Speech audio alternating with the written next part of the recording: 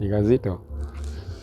Naam, bwana, mambo vipi? Karibu sana katika YouTube channel yako pendwa kabisa. Mimi Mwalimu Nyalusi. Hivi, unajua kwenye maisha ya kawaida kuna kitu kimoja kinaitwa kufanya kazi kwa bidii. Yaani, mimi naona nifundisha maisha ya kawaida nikichanganya na hesabu kidogo tu. Unaona kufanya kazi kwa bidii na mafanikio. Watu wengi waliofanikiwa wanatudanganyaga bwana, fanya kazi kwa bidii. Kuna vitu vingine hawasemagi. Lakini basi hivyo kimoja ninachosema kufanya kazi kwa bidii ni kuonyesha uhusiano wake kwenye hii graph. Hii graph maana yake inakuonyesha uhusiano.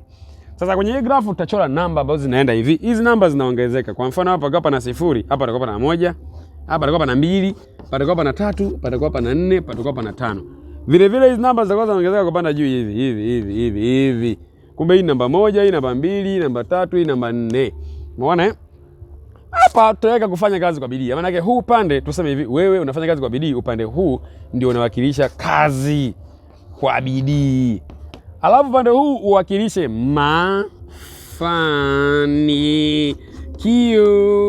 Tuangalie grafu yake huwa inakuaje. Maisha bwana ni grafu.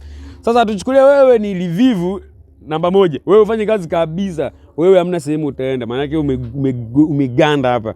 Ufanye kazi kwa bidii, mafanikio huna. Umegandia hapa. Ukaanza basi kujikongoja kufanya kazi kwa bidii kidogo. Ukafanya kazi kwa level ya kwanza. Tuunganishe level ya kwanza ya kufanya kazi kwa bidii.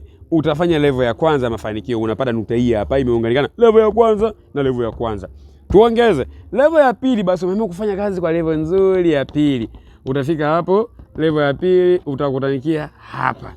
Unazidi kufanya kazi, umeona hela zimekuwa tamu, ngoja nifanye kazi zaidi ili nipate maisha mazuri zaidi. Unaongeza kazi mara 3 zaidi. Unapozidi kuongeza kazi zaidi, hata kufanikiwa kunaongezeka mara 3 zaidi. Umeona sasa? Sasa tuunganishe graph. Graph na maanisha, yani tupate mchoro hivi, wani unaenda wapi hii?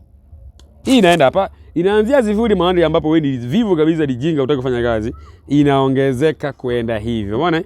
Ukiongezeka unaongezeka mafanikio. Unazidi kuongeza, grafu inaenda hivi. Inazidi kuongeza, grafu inaenda hivi. Kumbe mafanikio yanazidi kuongezeka kupitia grafu hii. Kunafanya ili upate mafanikio zaidi, lazima ufanye kazi zaidi. Kwa hiyo ukitaka ufanikiwe kama mara 4, ukifanya kazi kwa mara 4 zaidi, mafanikio yanaenda mara 4 zaidi. Kumbe yanakuja kutanikia, unazidi kufanikiwa juu mbali kwenda hivi. Asa jamani, tufanye kazi. Lakini pia usisahau kuwauliza matajiri siri zingine. Hii ni siri ya kwanza tu ya kufanya kazi na kufanikiwa. Kuna zingine waga hawasemi. Utasikia bana, mimi nilikuwa naanza na mtaji wa shilingi 8,000, sasa hizi na magari 20 ya milioni 300.